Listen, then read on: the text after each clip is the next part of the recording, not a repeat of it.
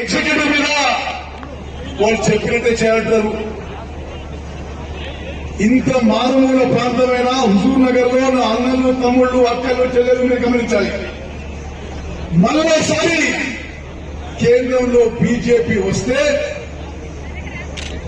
మన స్వేచ్ఛ, మన స్వాతంత్రం, మన పార్లమెంటరీ డెమోక్రసీ, మన రాజ్యాంగం ప్రమాదంలో పడతాయని చెప్పి నేను మనం చేస్తున్నాం. కానీ మొన్న చాలా స్పష్టంగా ఒక విడత పోలింగ్ జరిగిన